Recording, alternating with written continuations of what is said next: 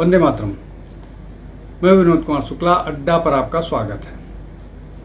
Cockroach जनता party के जो प्रदर्शन है जंतर मंतर पर, उसको लेकर के बहुत सारी बातें हो रही हैं। उसमें से दो प्रमुख बातें, महत्वपूर्ण बातें ज़्यादा चर्चा में है। पहली ये कि कॉकरोच जनता पार्टी का जो प्रदर्शन, विरोध प्रदर्शन है, वो पूरी तरह से फ्लॉप हो गया। दूसरी महत्वपूर्ण बात यह है कि कॉकरोच जनता पार्टी के जो फ्लॉप शो है उसमें जो लोग पहुंच रहे हैं वो भी बुरी तरह से फ्लॉप लोग हैं और वो ट्रैक्शन के लिए पहुंच रहे हैं। तीसरी महत्वपूर्ण बात जो है वो ये कि ये जो पूरा का पूरा आंदोलन है, ये इस कोशिश में है कि संसद सत्र तक इसको किसी तरह से खोजा जाए। हालांकि 20 तारीख को वहाँ संसद घेरने का कॉल दिया जा चुका है। चूँकि संसद भवन से बगल में है तो हालांकि वो संसद भवन जाने नहीं दिया जाएगा, लेकिन ये कोशिश होगी कि वहाँ पर कुछ अगली सीन क्रिएट हो और वो सुर्खियाँ बने, उसके बाद लोग वहाँ पर इकट्ठा हों। कोशिश वैसी ही है जैसा शाहीन बाग वाले मामले में या जो किसान आंदोलन वाले मामले में किया गया था वो था। अब पूरा का पूरा मामला ये है कि जो दीपके हैं, दीपके जो इस पूरे आंदोलन का करता धरता है, वो इस मुगालते में शायद था कि जंतर मंतर पर जो बैठ जाएगा तो इतनी भीड़ होगी कि ये एक आंदोलन का रूप ले लेगा, लेकिन वैसा हुआ नहीं।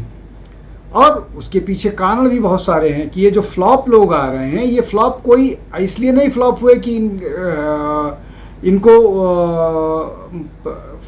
कोई वो था। ये फ्लॉप अपने जो करतूतों से हुए हैं। ये एंटी इंडिया मूवमेंट या एंटी इंडिया जो एक नैरेटिव है, उस नैरेटिव को लीड करने वाले ज़्यादातर लोग हैं।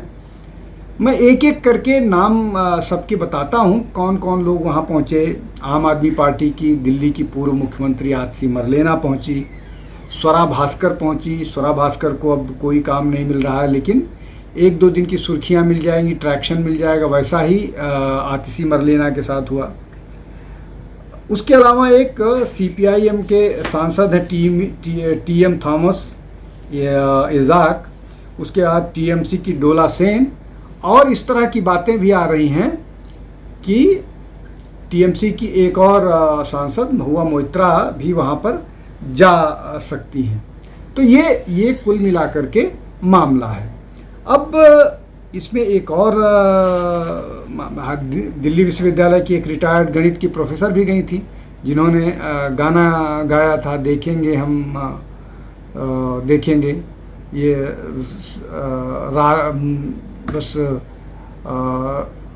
जो ये एक गाना है, इसको सेक्युलर बनाने की, इसको वैदांतिक बनाने की उन्होंने कोशिश की, लेकिन सबको मालूम है कि इसका मतलब क्या है। और इसने दिल्ली में दंगे कराए ये गाना गा गा करके।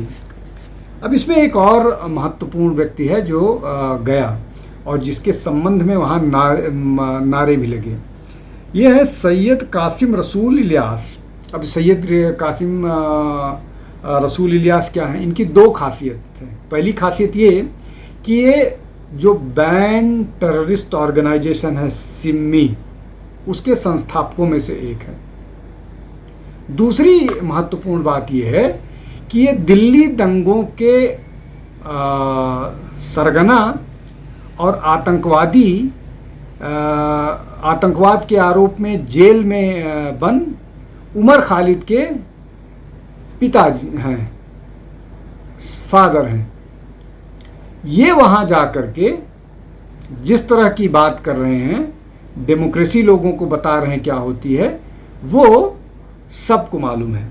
अब इसमें इलियासी साहब की बात हो या मैथमेटिक्स की प्रिंसिपल, मैथमेटिक्स की टीचर की बात हो दिल्ली विश्वविद्यालय की, या वो एक NDTV की जर्नलिस्ट हैं, वो उनकी बात हो, ये सारे लोग जो हैं या तो एंटी हिंदू हैं बात करते हैं या एंटी इंडिया बात करते हैं। मैथमेटिक्स की प्रिंसिपल का हस्बैंड और एनडीटीवी की जो जर्नलिस्ट हैं, उन दोनों के हस्बैंड जो हैं वो मुस्लिम हैं, तो वो सेक्युलरिज्म के नाम पर हिंदुत्व को गाली देने की स्थिति आ जाती है।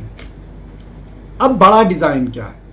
बड़ा डिज़ाइन ये है कि इसको किसी भी तरह से, जब संसद का सत्र होगा 20 तारीख, तो उसके बाद बड़ा करके या संसद को इसी आंदोलन के नाम पर ठप करने की कोशिश की जाए, और होगा संसद सत्र इस बार का इसी नाते रोका जाएगा। एक और मामला है जिसके कारण रोका जाएगा, वो है अयोध्या का जो दान में घोटाले की बात है, उस पर आएगा। लेकिन ये जो सीजेपी वाला मामला है, दीप्ते का या जो सोनम वांगचुक का अनशन है, ये सारी चीज़ें जो हैं ये नज़र आएंगी।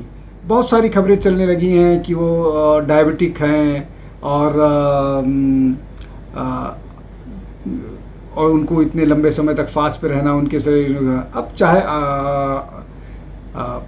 सोनम वांगचुक की बात हो, उनके पिताजी कांग्रेस के एमएलए थे, तो निश्चित तौर पर सामान्य व्यक्ति नहीं है, उनका कलर्ड आइडियोलॉजी है, एक बात।